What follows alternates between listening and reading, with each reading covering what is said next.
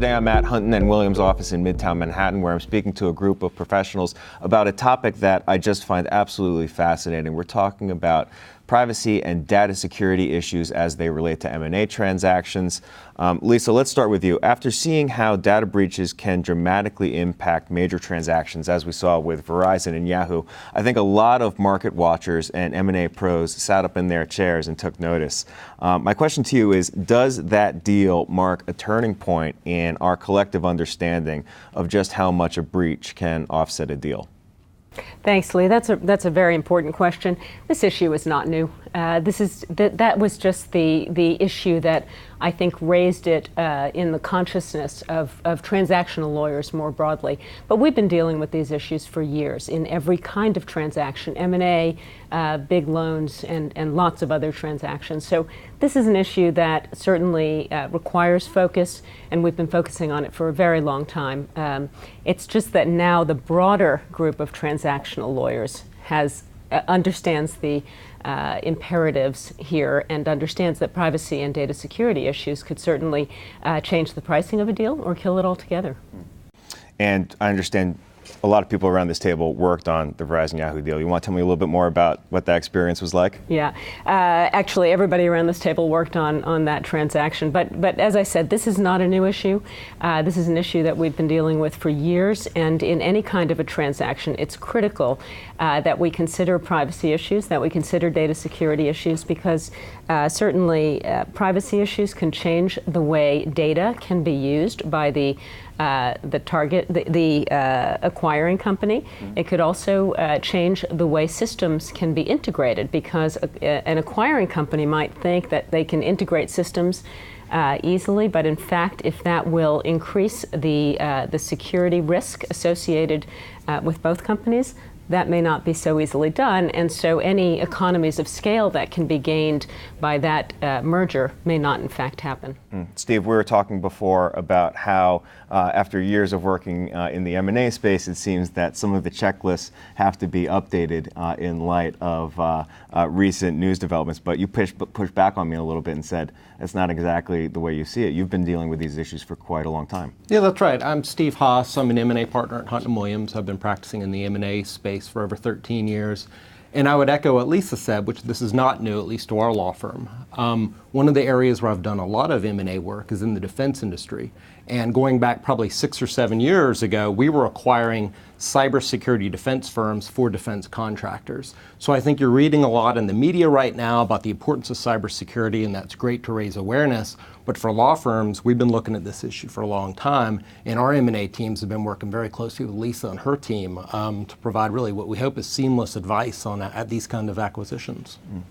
We started doing data security work back in 2005, and so we recognized very early on the need to integrate the focus on privacy and data security into deals, and so we've been actually working together. We've been collaborating for a number of years. I do think what we've seen, though, is in the past 2 years, it's really expanded into different industries. So it started off in the defense industry and in technology companies, but now it's a critical focus in healthcare, retail, payment processing, and I think the list is going to go on and on.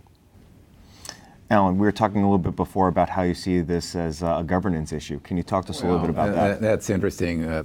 Eric and I were talking about this earlier. I think one thing that Yahoo will cause a change in is that this is now going to be very high profile at the Board of Governors, Board of Directors level, where I think historically not that much attention has been paid to this exposure. If you're a member of a Board of Directors today, in the typical case, you may not have much expertise in this area. I mean, most directors are not that young, and one of the challenges is finding the expertise on a board today for this kind of risk and exposure. But clearly, their antennae are up about the risks now, and how a board will look at whether or not this issue has been properly massaged or not. What are the risks associated with this?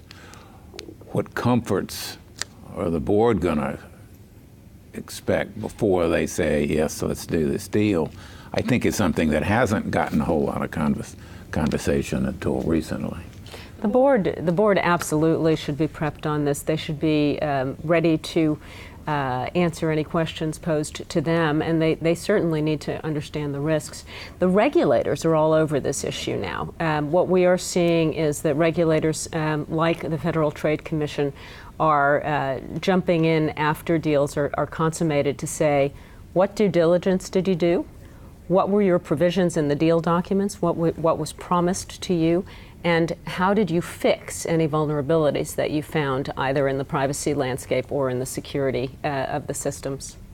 Well, one of the interesting things that Eric and I were talking about earlier in that regard, Lisa, is ideally you would like to be able to go in and make an assessment to know whether the risk is high or low. That can be a pretty complicated and sensitive task, and one of the questions is, are they going to let you in?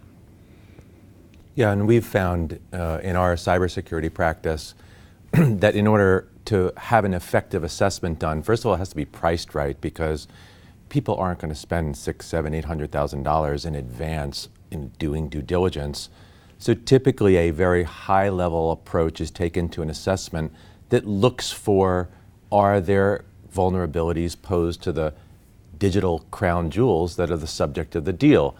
And if the answer is yes, oftentimes a later post-closing assessment and remediation process has to happen.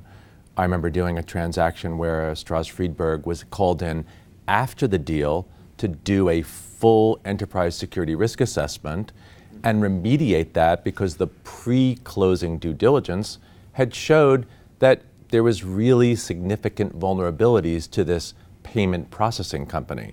And as we know from Global Payments and Heartland Payments, vulnerabilities in a credit card processing company can turn into real significant losses if there's a breach. And so that was an instance in which there was clear benefit to having done a high-level assessment first and then made a full assessment and remediation the condition of a post-closing event.